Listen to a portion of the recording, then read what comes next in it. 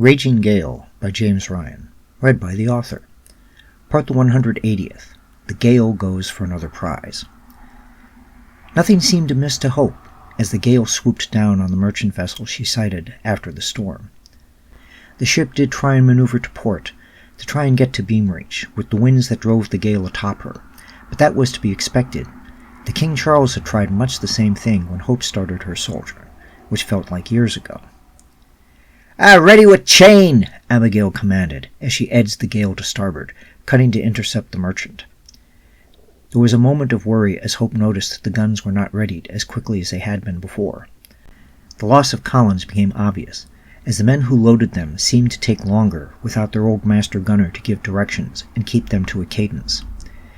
"Seremure!" The surprising spurring on Charity gave the gunners moved the men forward. While some of them did not seem happy to have the powder monkey egg them on, the end result was that the guns' carriages were rolled up faster than Hope thought that they might be. "Ready to fire on mark!" Abigail commanded, leaning over the quarter-deck rail briefly before resuming the tiller. The full advantage of the wind with her, the Gale turned to port as she crossed the merchant's bow, putting her to broad port of her prize. "Fire!" Abigail screamed, a call carried down the line by Aussay, Campbell, and Charity. No one took offense at her doing so, though they had already fired their pieces by the time she relayed the command. The loss of Collins made itself apparent, as the chain shot left their guns at different times. The pieces firing forward bounced off the hull, going off on the downroll and thus hitting below the deck line. Nonetheless, 5 of the 7 shots found targets, either in the rig or on deck.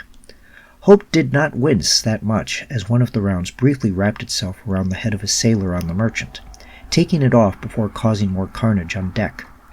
The confusion and terror were enough of a distraction to allow the Gale to sail past her 3 port guns unchallenged.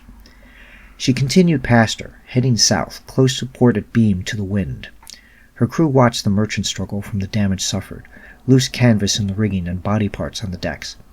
"Ready for grape!" Abigail commanded. Aussay and Campbell relayed the command, while Charity ran to the hold to relay more powder to the pieces. The Gale went wide to port, as the end of the turn was close starboard at beam to the wind, heading north towards the merchant. "Ready your blades!" Aussay commanded to the men, assembling for the boarding party as the Gale closed on her prey. Hope mounted the steps for the quarterdeck, feeling the best place for her was not in the way as they readied.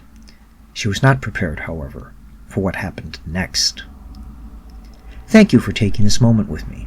If you want to keep up with new chapters as they get posted, please subscribe to the channel and click the bell icon for notifications for when pieces go up.